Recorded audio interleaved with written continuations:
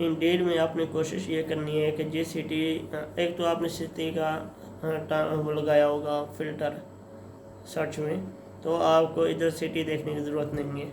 आपने वो वाली जॉब्स पे अप्लाई करना है जो आपकी जॉब्स आपकी फील्ड से, आपकी स्किल से रिलेटेड हों। फॉर एग्ज़ाम्पल, अगर आपकी स्किल्स हैं हेल्थ केयर के हवाले से और CRMs के हवाले से या प्रोडक्ट बेस्ड कंपनी के हवाले से, जिसमें इंडिविजुअल कंपनी के हवाले से जिसमें कंस्ट्रक्शन टाइप की आ जाती हैं या पोर्टफोलियो टाइप की या कोई एक शॉप की टाइप की, जो प्योरली बेस नहीं करती है ई कॉमर्स के प्लेटफॉर्म पे, जैसे शॉपिफाई है, शॉपलाइन है, या वो किसी ऐसी डिफरेंट टेक्निक से नहीं जॉब जो आ रही हो कि ऐसी टेक्निक से आ रही है जो कि आपकी स्किल सेट नहीं है। फॉर एग्जांपल, आपका क्रिप्टो का एक्सपीरियंस नहीं है, आपका जो अपना वैलेट होता है इसका क्रिप्टो का, या ब्लॉकचेन में ब्लॉकचेन डेवलपर ये टाइटल होता है इस टाइप की जॉब्स का, तो आपने उन पे अप्लाई नहीं करना, क्योंकि आपका जो फोकस है वो आपकी फीडिंग को प्योरीफाई करने पे भी है।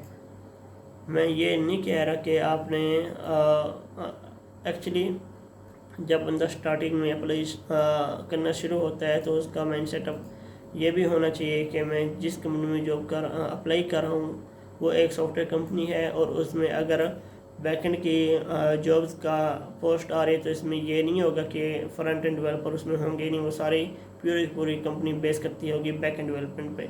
ऐसा बिल्कुल भी नहीं होता। जिस कंपनी की जॉब लिस्टिंग हुई है उसमें हो सकता है कि अगर जो आपकी स्किल्स हैं फ्रंट एंड डेवलपमेंट की, तो उनको फ्रंट एंड डेवलपर भी चाहिए। शायद उन्होंने कोई पोस्ट दूसरे प्लेटफॉर्म पे लगा रखी हो सकता है कि वो अभी पोस्ट लगाने का सोच रहे हैं, हो सकता है कि वो अभी प्लानिंग कर रहे हो, HR को बताया हो। तो ये भी टेक्निक है कि आपने जॉब्स पे अप्लाई करना है जिस पे वो जो टाइटल है एग्जैक्ट आपकी स्किल्स पे नहीं है, लेकिन वो टाइटल आपकी स्किल्स को तकरीबन अलाइन करता है। फॉर एग्जांपल, जैसे आप फ्रंट एंड डेवलपर हैं React.js के साथ, जो मोस्ट प्रोबेबली स्किल सेट आता है वो Node.js का आता है। मतलब Node.js की अगर कोई पोस्ट आई हुई है फुल स्टैक की या बैक एंड डेवलपर की, तो उन्हें फ्रंट एंड डेवलपर की भी ज़रूरत होगी, तो हम Node.js पे भी अप्लाई करेंगे। अगर ब्लॉकचेन का है तो हम उस पर अप्लाई नहीं करेंगे, अगर हम ब्लॉकचेन डेवलपर नहीं हैं तो। फीड को आपने प्योरीफाई ऐसे करना है कि जो आपकी स्किल सेट है वो सिर्फ उसी को ही अलाइन करे। तो इसी तरह आपने नोड जो आपकी स्किल्स के सेट से हट के है, वर्डप्रेस डेवलपर है, हो सकता है वो शॉपिफाई डेवलपर हो सकता है वो ब्लॉकचेन डेवलपर हो, या इसी तरह की कोई भी नीच जो आपकी स्किल सेट को डिफाइन नहीं करती, तो आपने अपनी जो फीडिंग हिस्ट्री है या फीडिंग एल्गोरिदम है उसको आपने प्योरीफाई रखना है, उसको आपने ख़राब नहीं करना। इस तरह की जॉब्स पे आपने अप्लाई नहीं करना। आपने अप्लाई सिर्फ उन जॉब्स पे करना है जो आपकी स्किल सेट को अलाइन करती हों या स्किल सेट पे हों। बहरहाल, जैसे मैंने आपको बताया कि जैसे आप अपनी सर्च टर्म पे जो लिस्टिंग होगी उन सब को कंप्लीट करना है। इंडीड में इशू ये आता है कि कैप्चा ये देने लग जाते हैं। अगर आप नंबर ऑफ अप्लाई ज़्यादा करें एक दिन में, या अगर आपके बहुत ज़्यादा हैं तो ये तो एक दिन में भी चला जाता है। कैप्चा वाला ये पहले कैप्चा आपको प्रोवाइड नहीं करता इजी अप्लाई पे। जब आप अपनी स्पीड तेज़ कर देते हैं कैप्चा फिलिंग की, तो ये आपको बार बार कैप्चा रिजॉल्व करवाने पे फोर्स करता है, और कैप्चा एक ऐसे लेवल पे भी आ जाता है कि वो कैप्चा आपको रिजॉल्व करने ही नहीं देता, चाहे आप नंबर ऑफ़ ट्राइज बार बार ही क्यों ना करें। तो इसका मैकेनिज़्म ये है, जो इसकी टेक्निक है जो हम यूज़ करते हैं वो ये है कि आपने कैप्चा रिजॉल्व करना है एक पैटर्न का 2 टाइम। फॉर एग्जांपल, अगर कोई बस का इमेज आपको सेलेक्ट करने का कह रहे हैं तो आपने 2 कैप्चा रिजॉल्व करने हैं। अगर फिर भी कैप्चा रिजॉल्व नहीं होता, फेल होता है, तो आपने कैप्चा रिसेट कर लेना है। दूसरा पैटर्न आ जाएगा, फिर उसका आ जाता है अपना क्रॉसिंग वॉकिंग का आ जाता है, या कोई और आ जाता है, तो आपने वो भी 2 दफ़ा ही सॉल्व करना है। नहीं होता, आपकी नंबर ऑफ़ ट्राइज हो चुकी हुई हैं 4, अभी भी कैप्चर सॉल्व नहीं हो रहा, अब आपको टाइम वेस्ट करने की ज़रूरत नहीं है, आप प्लेटफॉर्म स्विच करें। आप दोबारा इंडीड पे आ जाएं। इंडीड पे क्या आगे करना है वो मैं आपको बताऊंगा। इससे पहले मैं इंडीड को कवर अप करने की कोशिश करता हूँ। जैसे मैंने प्रोफाइलिंग बताई थी आपको इसकी लिंक्डइन की, उसी तरह आपने इंडीड की भी प्रोफाइल कंप्लीट कर लेनी है। जब प्रोफाइल कंप्लीट होती है तो हमारा जो तरीक़ाकार है मैक्सिमम नंबर ऑफ़ अप्लाईज़ का वो फास्ट हो जाता है। बहुत ज़्यादा फील्ड्स ऐसी होती हैं जो प्रोफाइल से इनहेरिट होके आती हैं, वो फील्ड होती हैं। फॉर एग्ज़ाम्पल अगर आपने अपनी रिज्यूम अटैच कर दी हुई है तो वो वाली रिज्यूम आपकी बार बार अपेयर होगी, आपको दोबारा हर दफ़ा हर अप्लाई पे रिज्यूम अपलोड करने की ज़रूरत नहीं है। इसी तरह आपने प्रोफाइल के सेक्शन में जाके जो भी आपकी रिक्वायरमेंट होंगी, जो भी आपके प्रोफाइल के बारे में पूछ रहा है इंडीड, उसको आपने कंप्लीट कर लेना है।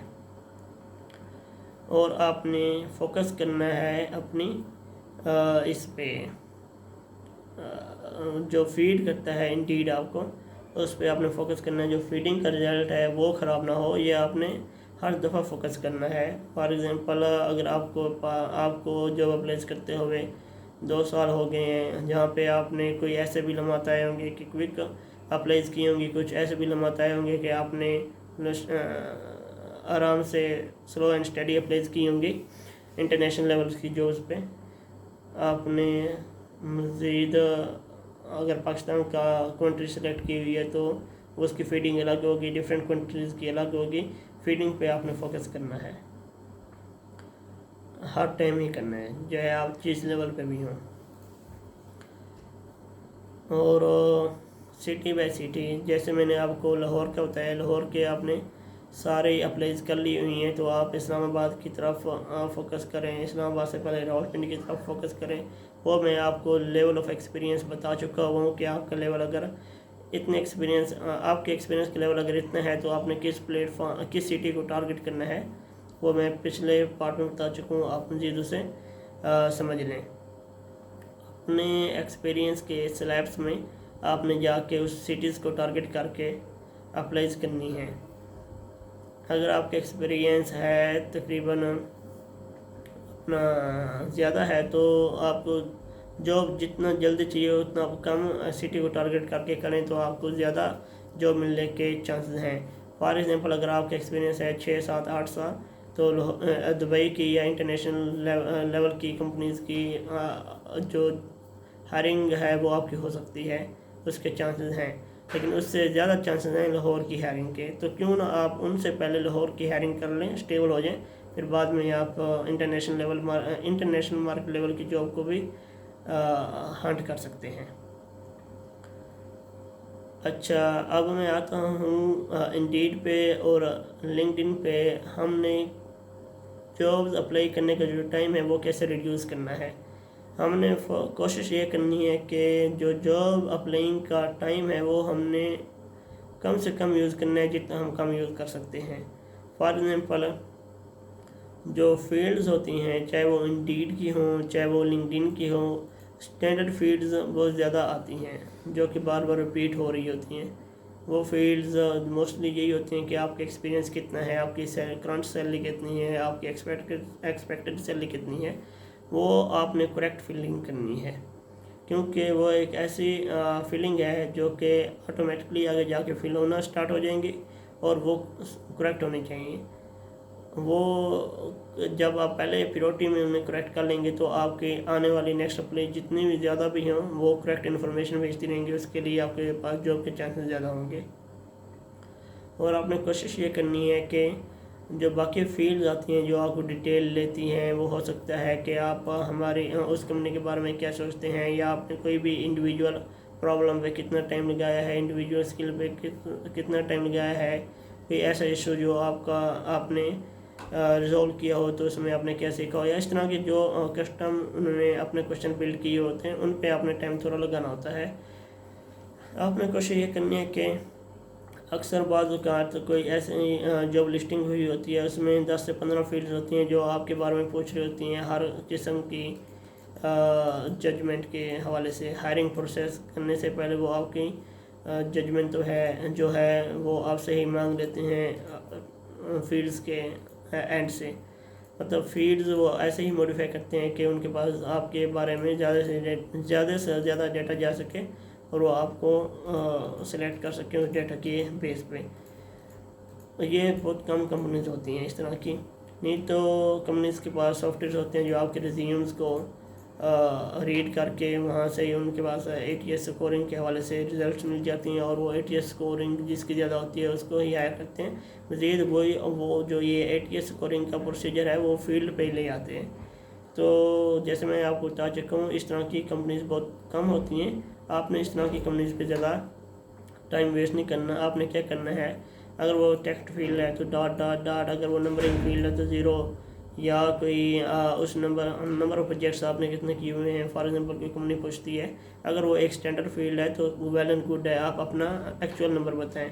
अगर कोई एक ऐसे फील्ड है जिसमें जो एक रैंडमली है, जिसमें उसने पूछा हुआ नंबर ऑफ प्रोजेक्ट कितने हैं, कितने आपने सेल्फ कंप्लीट किए हैं, इस तरह की कोई कस्टम क्वेश्चन ऐड किया हुआ है तो वो बार बार रिपीट होने वाला नहीं है। आपने वहाँ पे सिर्फ ज़ीरो का या कोई ऐसा नंबर जो आप क्विक लिख सकते हैं वो लिख के आप बाईपास कर दें।